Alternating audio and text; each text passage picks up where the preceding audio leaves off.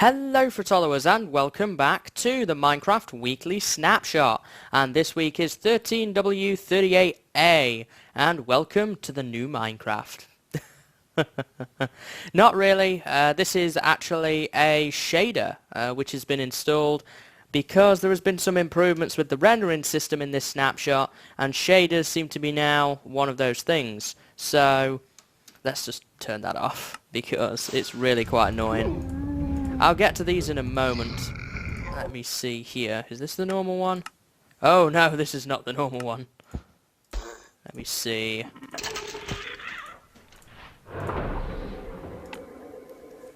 There we go. Back to normal. Okay, so let's get started with the snapshot then. So, Minecraft Snapshot 13 week 38A. So, this week has been mainly internal changes more than anything else. Lots of behind the scenes stuff going on, but there has been a couple of little changes that we're going to take a look into. First thing, so there's some new video option settings, and these include a slider to choose render distance ranging from 2 to 16 chunks. So this is like the render distance prior to this was, you know, tiny, short, normal and far. This has now been changed to a slider with some numbers. There has also been a max frame rate slider added from 10 to 250 frames per second, and then there's an unlimited if you don't want it to be capped. So if you have a really good computer, then that's potentially something that you might want to look into. This was the button before where it was like power saver, balanced, and then max FPS. That's just been replaced by a frame rate slider. There are 4 new mipmap settings, and that has 4 options, as I say, and also you can turn it off. And then there is also anisotropic filtering, which can be disabled or set to 2, 4, 8, and 16. Post-processing, that can now be toggled on or off, and let's just take a look at those before we get to the next section. So let's head into options and then video settings, and as you can see here we have all of our other options with a couple of new ones. So render distance acts as basically how it did before, but it's just now a slider, so you can turn this down or up depending on what you want to do. Max frame rate used to be where it was balanced or max FPS. I'm going to turn that up to unlimited. And mipmap, and mipmap is when you get far away. Let's just take a look at that. When you get far away, as you can see in the distance there, it's kind of blurred-ish, but when you get closer, it sort of gets revealed more. That's what mipmap is. I don't really like that, so I'm going to turn it off because it does seem a bit weird. I don't know why. I never have liked it, but there we go. So I'm going to go ahead and turn that off. I just wanted to show you guys what it actually looks like. I'm just going to turn this off. And anisotropic filtering, I don't know actually what this does. It's obviously going to have to load everything again. But I don't know exactly what anisotropic filtering actually does. So I'm going to leave that alone for right now. But there is that as well that has been added. In addition to that, there is also this post-processing. I'm not sure really what that does either, but it's there. I'm sure somebody will be able to answer that question in the comments, and if they do, then I will just put it in the video description. But if you don't know what they are, I wouldn't worry about it too much. It's more specific settings for people who really want to customize their experience. So moving on from that, we have improved the super secret settings button. Blur, can't talk at the moment. And it now applies different shaders to the game depending on the look the player wants, and this could be useful in videos. Now, Dinnerbone has said since that this is eventually going to expand into shader support.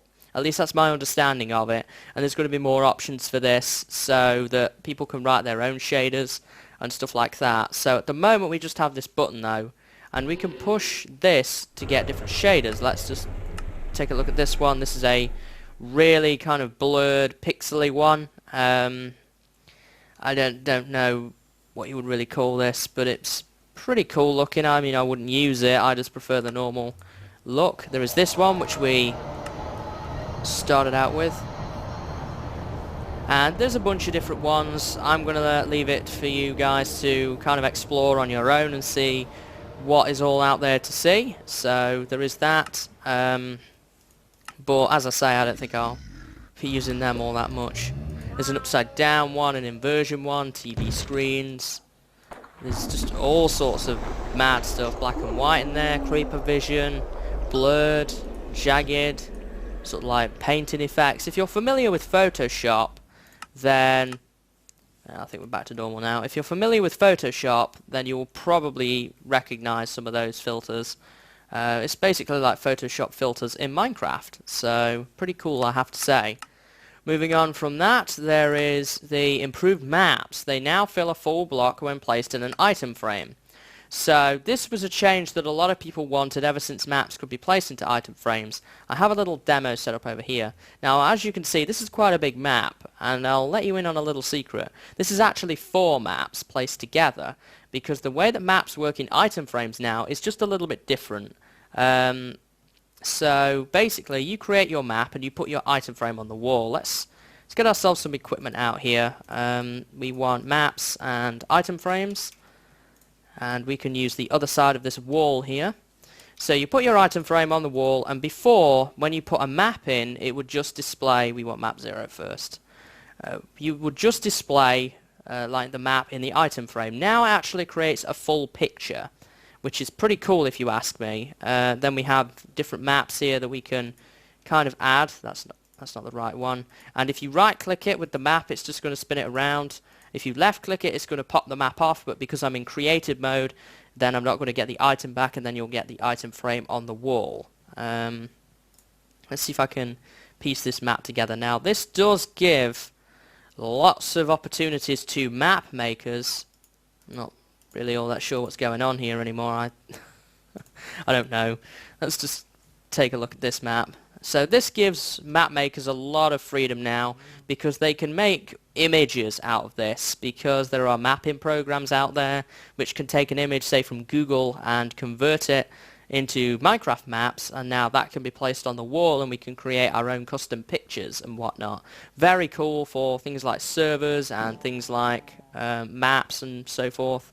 There can really be that added level of customization to it now, which I think's pretty awesome, I have to say. You can create huge images with this now, and all it needs is maps. And of course it has the usefulness in survival of making a big map mural of your area around you, so that's always handy too.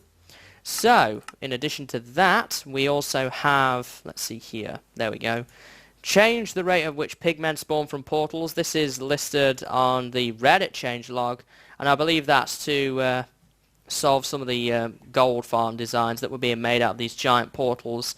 So that's that. They've improved the achievements now.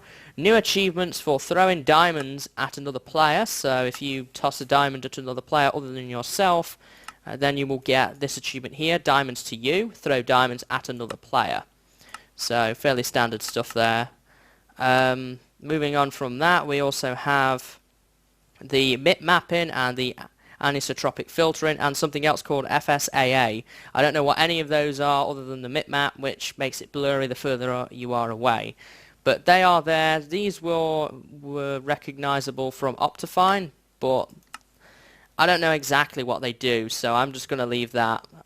Just mention that it's there and that it's doing something.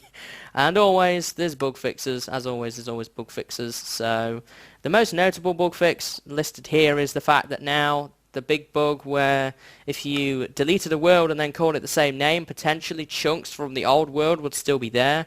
That's no longer the case. That has now been fixed.